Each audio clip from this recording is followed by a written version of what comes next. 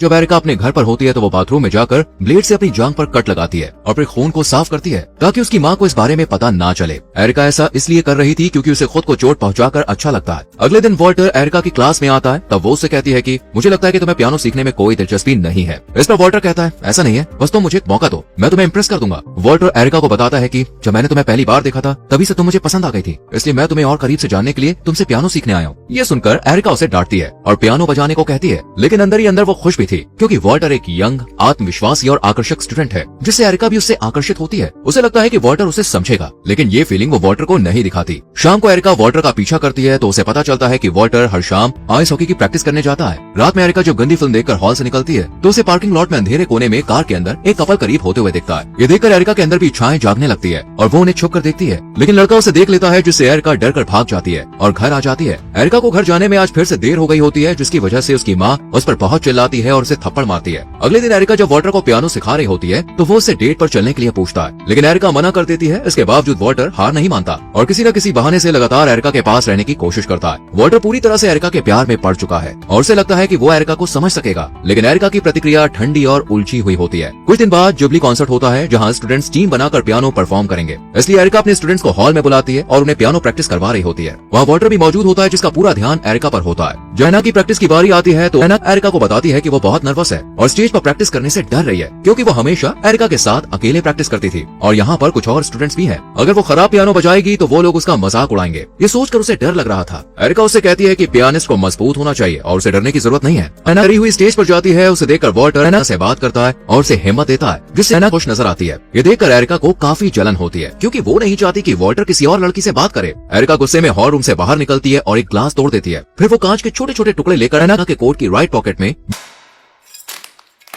बिना किसी की नजर में आए चुपके से डाल देती है। प्रैक्टिस खत्म होने के बाद एना कोट पहनती है और उसमें अपना हाथ डालती है तो उसका दाहिना हाथ कट जाता है और खून बहने लगता है जिससे दर्द से एना चीख पड़ती है। ये देखकर एरिका और बाकी स्टूडेंट्स उसके पास आते हैं। एना की हालत देखकर एरिका को बुरा लगता है और वो बाथरूम में चली जाती है। वॉल्टर समझ जाता है कि जरूर एरिका ने उसे एना बात करते हुए देखा होगा और जलन की वजह से ऐसा किया है। वॉल्टर भी एरिका के पीछे बाथरूम में आता है और उसे बाहर आने को कहता है। जब एरिका बाथरूम का दरवाजा खोल कर आती है तो वॉल्टर उसे किस करने लगता है और गले लगा लेता है, लेकिन एरिका उसे रोक देती है और उसके सामने बैठकर उसे अलग तरीके से खुश करने की कोशिश करती है। जब वॉल्टर फिर से उसके करीब आता है तो वो उसे रुकने को कहती है। उसके कहने पर वॉल्टर रुक जाता है तो एरिका को बेचैनी होने लगती है। ये द्वंद्व उसके भीतर की इच्छाओं और उसके डर का मिश्रण है क्योंकि बचपन से दबाव झेलने के कारण एरिका को सामान्य रोमांटिक या शारीरिक संबंध बनाने की समझ ही नहीं है। वॉल्टर से पूछता है कि आखिर वो उसे क्यों रोक रही है। तब वो उसे कहती है कि मैं तुम्हें एक लेटर दूंगी जिसमें कुछ नियम लिखे होंगे, अगर तुम उन्हें मानोगे तब हम वो सब करेंगे। अगले दिन एना की माँ टीचर से कहती है कि उसकी बेटी के साथ जिसने भी वो किया है वो बहुत गलत है। एना पहले से परेशान थी और अब उसके दाएं हाथ कट जाने के कारण वो जुबली कॉन्सर्ट में परफॉर्म भी नहीं कर पाएगी। एना की माँ को दुखी देखकर एरिका कहती है आप चिंता मत कीजिए, एना जल्द ही पियानो बजाने लगेगी। इसके बाद एरिका वॉल्टर की पियानो क्लास ले रही होती है। तभी वॉल्टर एरिका को किस करने की कोशिश करता है लेकिन वो उसे रोक देती है। एरिका उसे एक लेटर देती है जिसमें उसकी छुपी हुई इच्छाओं के बारे में लिखा होता है जो वो वॉल्टर के साथ करना चाहती है।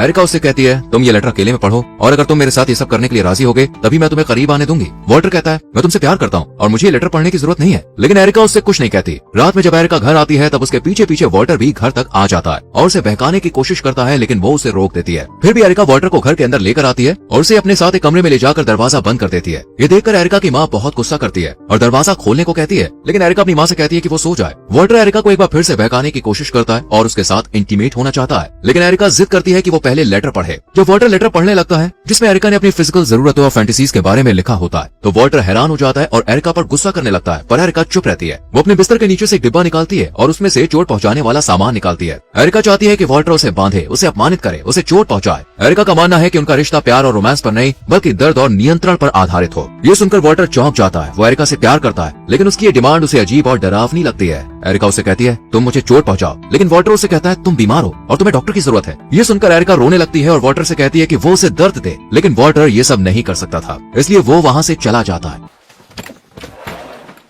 रात में जब एरिका और उसकी माँ बिस्तर पर सोने के लिए लेटी होती है तब उसकी माँ आधी रात को वॉल्टर को घर लाने के लिए एरिका को डांटती है। तभी एरिका अचानक अपनी माँ को चूमने और छूने लगती है, जिस पर उसकी माँ विरोध करती है और एरिका से कहती है कि उसकी तबीयत ठीक नहीं है। अगले दिन एरिका वॉल्टर को बहुत ज्यादा याद कर रही होती है, इसलिए वो वॉल्टर से मिलने जाती है जहाँ वो आइस हॉकी की प्रैक्टिस कर रहा होता है। वो उससे माफी मांगती है और कहती है कि मैं तुमसे प्यार करती हूँ, तुम्हें जो चाहिए मैं तुम्हें देने के लिए तैयार हूँ, बस तुम मेरे साथ रहो। वॉल्टर भी उससे कहता है कि वो उससे प्यार करता है और दोनों छुपकर एक जगह पर संबंध बनाने लगते हैं, लेकिन एरिका ऐसा नहीं कर पाती और अचानक उल्टी कर देती है। ये देखकर वॉल्टर उसे डांटता है और वहाँ से से चला जाता है। उसी रात वॉल्टर एरिका के अपार्टमेंट में पहुंचता है और उस पर चिल्लाने लगता है। जब एरिका की माँ वॉल्टर को जाने को कहती है तो वो नहीं सुनता। वॉल्टर को आक्रामक देखकर उसकी माँ पुलिस को फोन करने की कोशिश करती है, लेकिन वॉल्टर उन्हें कमरे में बंद कर देता है। फिर वो लेटर में बताए गए तरीके से एरिका पर कई बार हमला करता है, जिससे एरिका को काफी चोट आती है और उसकी नाक से खून निकलने लगता है। वॉल्टर गुस्से में कहता है, तुम्हें यही चाहिए था ना। वो रुकता नहीं है और एरिका की हालत बिगड़ने के बाद भी उसके साथ गलत करता है और फिर वहाँ से चला जाता है। अगले दिन एरिका जुबली कॉन्सर्ट में जाती है, जहाँ उसे एना की जगह परफॉर्म करना था। वॉल्टर कॉन्सर्ट में हंसते हुए अपने परिवार के साथ आता है और एरिका को देखकर कहता है कि वो उसका पियानो प्ले देखने के लिए उत्सुक है। एरिका अपने साथ एक बड़ा चाकू लाई हुई होती है और कॉन्सर्ट शुरू होने से कुछ पल पहले